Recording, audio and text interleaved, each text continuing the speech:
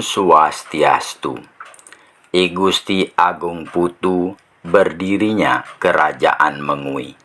I Gusti Agung Putu merupakan putra dari I Gusti Agung Anom atau I Gusti Agung Made. Dari hasil perkawinannya dengan putri dari Krian Bebengan bernama Ni Gusti Loh Bengkel. Setelah I Gusti Agung Anom wafat, I Gusti Agung Putu kemudian menggantikan kedudukan ayahnya sebagai penguasa di Desa Kapal. Pada masa pemerintahan I Gusti Agung Putu, salah satu penguasa daerah kekuasaannya yang bernama I Gusti Batu Tumpeng, penguasa di Desa Kekeran, tidak mau tunduk di bawah kekuasaan Kerajaan Kapal. Keadaan itu menyebabkan I Gusti Agung Putu menyerang Desa Kekeran. Akan tetapi dalam penyerangan itu, I Gusti Agung Putu dapat dikalahkan oleh I Gusti Batu Tumpeng. Ketika itu keadaan I Gusti Agung Putu terlentang terluka parah, dikira sudah tidak bernyawa lagi. I Gusti Batu Tumpeng kemudian meninggalkan I Gusti Agung Putu. Pada saat itu datanglah seorang pengikutnya yang bernama I Keduo menghampiri junjungannya. Dalam keadaan sekarat, I Gusti Agung Putu lalu menitipkan keris pusakanya yang bernama Ki Panglipur kepada I Keduo, dengan pesan agar keris itu dijaga dan tidak diserahkan kepada siapapun kecuali kepada dirinya. I Gusti Batu Tumpeng kemudian mengetahui kalau I Gusti Agung Putu masih hidup. I Gusti Agung Putu pada saat itu tidak dibunuh. I Gusti Batu Tumpeng selanjutnya memerintahkan rakyat untuk membawa I Gusti Agung Putu menyerahkan diri kepada penguasa Tabanan, yaitu I Gusti Ngurah Tabanan. I Gusti Agung Putu kemudian menjadi tawanan Raja I Gusti Ngurah Tabanan. Ketika I Gusti Bebalang, penguasa daerah Urat Mare Negara, Desa Marga sekarang, sedang menghadap Raja Tabanan, I Gusti Bebalang melihat keadaan I Gusti Agung Putu ditawan. I Gusti Bebalang merasa prihatin dan memohon kepada Raja Tabanan, I Gusti Ngurah Tabanan, agar melepaskan I Gusti Agung Putu.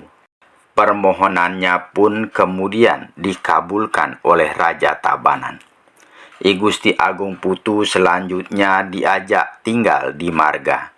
Setelah tinggal di Marga, I Gusti Agung Putu sangat akrab bersahabat dengan adik I Gusti Bebalang yang bernama I Gusti Celuk. Setelah kondisi tubuh dan mentalnya membaik, I Gusti Agung Putu kemudian memantapkan dirinya untuk menjadi penguasa dan bertekad untuk mengalahkan I Gusti Ngurah Batu Tumpeng. Dengan izin I Gusti Bebalang, I Gusti Agung Putu kemudian pergi ke puncak Gunung Mangu untuk melakukan semedi agar mendapatkan kekuatan. Di puncak Gunung Mangu itulah I Gusti Agung Putu mendapatkan anugerah. Setelah mendapat anugerah, I Gusti Agung Putu kemudian kembali pulang ke Marga. I Gusti Agung Putu selanjutnya memohon kepada I Gusti Bebalang, Raja Marga, untuk dapat diberikan membuat jeru atau tempat tinggal di sebelah selatan Desa Marga. Permohonannya itu pun dikabulkan. I Gusti Agung Putu kemudian bersama sahabatnya I Gusti Celuk diiringi oleh 200 orang rakyat selanjutnya merabas hutan di wilayah selatan Kerajaan Marga. I Gusti Agung Putu lalu memerintahkan untuk membangun istana. Hutan itu kemudian berkembang menjadi desa yang selanjutnya disebut Bale Ayu. Keberadaan dan kebijaksanaan I Gusti Agung Putu di desa Bale Ayu kemudian didengar oleh penguasa-penguasa daerah di sekitarnya. Selanjutnya, I Gusti Agung Putu bermaksud memperluas wilayah kekuasaannya ke daerah-daerah di sebelah selatan.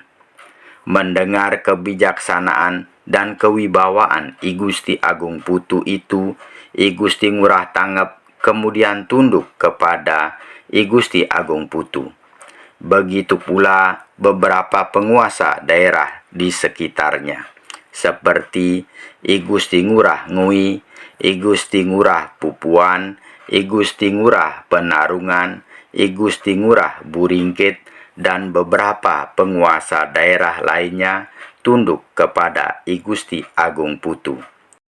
Demikian juga I Kedua pun datang menghadap untuk mengembalikan keris pusaka Ki Panglipur yang dititipkan oleh I Gusti Agung Putu ketika dikalahkan oleh I Gusti Batu Tumpeng, penguasa Kekeran. Sementara I Gusti Ngurah Batu Tumpeng, penguasa Kekeran, tetap menentang kekuasaan I Gusti Agung Putu. I Gusti Agung Putu kemudian menyerang I Gusti Batu Tumpeng, penguasa daerah Kekeran itu. I Gusti Ngurah Batu Tumpeng pun selanjutnya dapat dibunuh.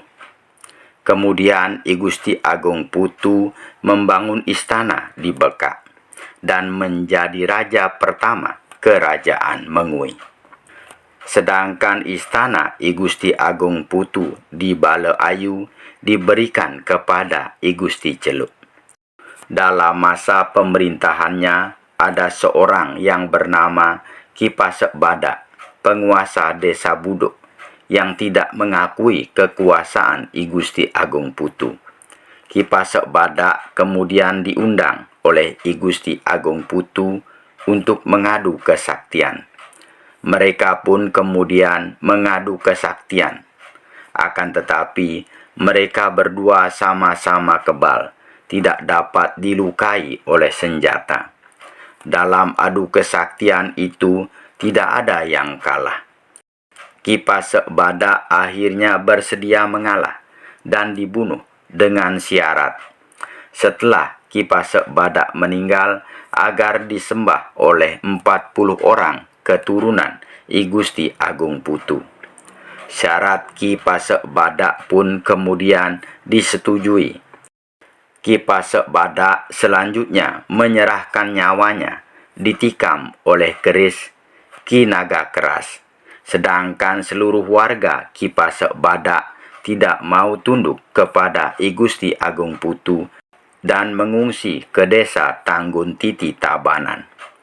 Untuk memenuhi janjinya kepada Ki Pasek Badak, I Gusti Agung Putu pun kemudian menstanakan roh Ki Pasek Badak pada Pelinggih Tumpang 1 di Puro Taman Ayun.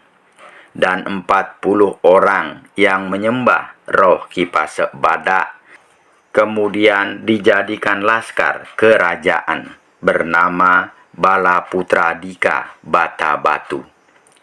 Wilayah kekuasaan Kerajaan Mengui terus bertambah luas. I Gusti Agung Putu kemudian menundukkan I Gusti Teges, sehingga daerah Kabo-Kabo menjadi wilayah kekuasaan Kerajaan Mengui. I Gusti Agung Putu juga membantu Kerajaan Tabanan menaklukkan Penebel. Dengan kemenangannya itu, Kerajaan Tabanan kemudian memberikan imbalan Desa Marga kepada I Gusti Agung Putu. Kerajaan Mengui di bawah pemerintahan I Gusti Agung Putu, wilayahnya terus bertambah.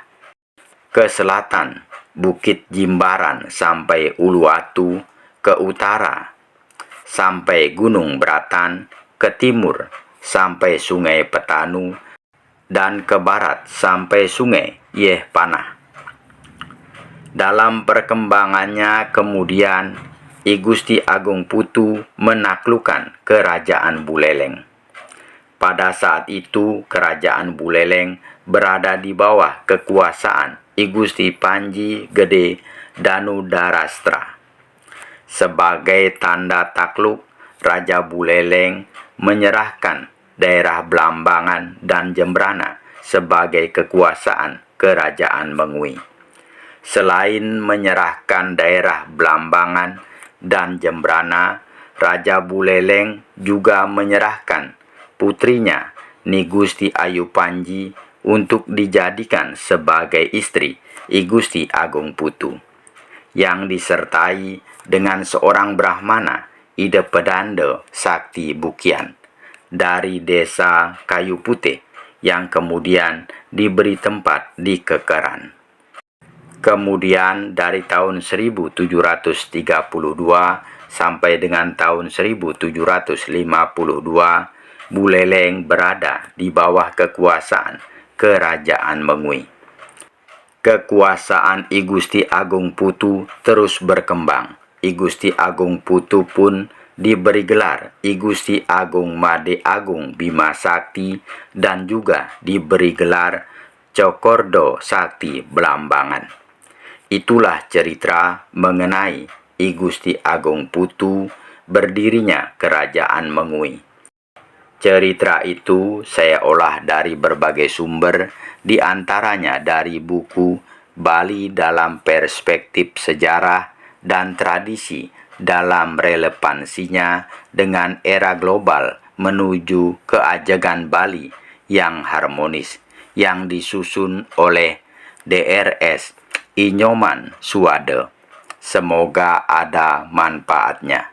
Apabila ada penyampaian yang kurang berkenan, mohon dimaafkan. Saya akhiri dengan menghaturkan Parama Santi. Om Santi, Santi, Santi Om. Terima kasih.